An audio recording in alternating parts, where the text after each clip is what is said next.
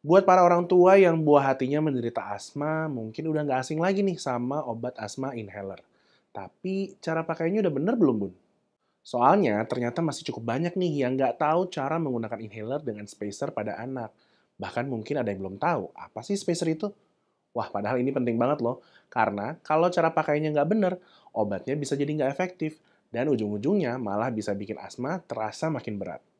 Tapi Bunda nggak perlu khawatir karena di video ini saya bakal jelasin cara yang tepat untuk menggunakan inhaler dengan spacer pada anak. So, keep on watching.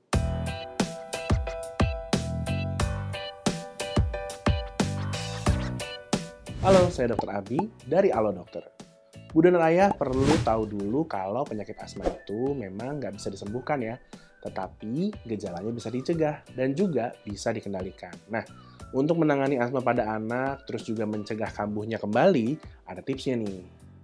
Yang pertama, kenali dan hindari faktor pencetus kambuhnya gejala asma. Misalnya nih, kalau si kecil tuh mengalami gejala asma kayak sesak napas atau batuk-batuk tuh pas terpapar apa sih? Mungkin asap rokok, udara dingin, debu, atau polusi udara. Yang kedua, penting banget nih, yaitu memberikan si kecil obat yang tepat sesuai dengan anjuran dokter berdasarkan kondisinya. Nah, pengobatan asma pada anak itu sebenarnya macam-macam ya. Contohnya ada yang menggunakan inhaler, ada juga yang menggunakan nebulizer. Tapi untuk kali ini, sesuai pada topik yang ada di judul, saya akan bahas dulu tentang penggunaan inhaler ya. Nah, agar obatnya ini bisa masuk ke saluran napas dengan baik, inhaler tentunya harus digunakan dengan cara yang tepat. Kenapa sih? Ya soalnya kalau sampai enggak, obatnya mungkin malah tertinggal di belakang mulut atau bahkan nggak mencapai paru-paru. Jadi ya ujung-ujungnya percuma kan? Inhaler bekerja dengan cara mengubah obat asma yang tadinya berbentuk cairan atau serbuk menjadi uap. Lalu obat ini dikirimkan ke dalam saluran napas dengan cara dihirup melalui mulut. Tapi buat anak-anak, langsung menghirup inhaler mungkin cukup sulit ya.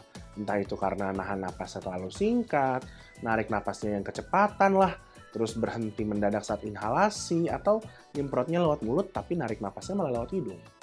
Nah, untuk mengatasi masalah-masalah yang kayak gitu, biasanya digunakan pula alat bantu yang namanya spacer.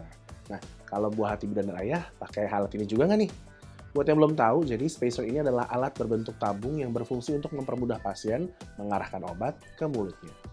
Biar lebih jelas lagi, gini nih, langkah pemakaian inhaler dan spacer. Yang pertama, jika spacer ini baru dibeli, cuci dulu dengan sabun dan air hangat ya, sampai bersih, lalu diamkan semalaman. FYI, nantinya langkah ini bisa diulang setiap 2 hingga 3 minggu sekali. Loh kok jarang-jarang amat dok dibersihkannya? Ya, memang nggak dianjurkan untuk terlalu sering dibersihkan, karena dapat mengganggu penyampaian obat. Nah, alat ini juga dianjurkan untuk diganti paling nggak tiap 6-12 bulan sekali.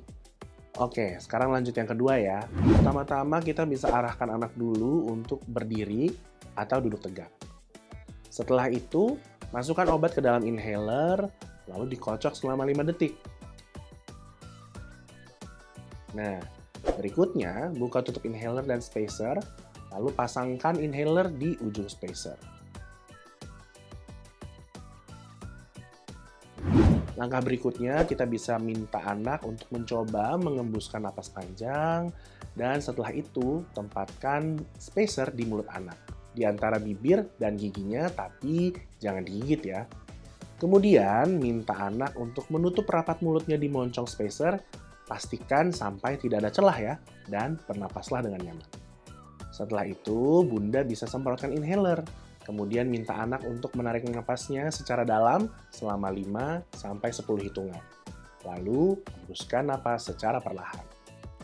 Pemberian obat ini juga bisa dilakukan jika alat spacer dihubungkan dengan masker ya. Tapi yang penting ingat, upayakan tidak ada celah antara pipi dengan masker biar obat bisa terhirup dengan sempurna. Yang gak kalah penting juga nih, yaitu jangan lupa buat perhatikan saat si kecil menghirup napas. Kalau misalkan timbul suara seperti siulan, itu tandanya dia narik napasnya kecepatan tuh, jadi perlu dipelanin lagi. Langkah-langkah tadi bisa Bunda ulangi kembali, mungkin sekitar 5-6 kali, atau sampai napas si kecil terlihat lebih nyaman.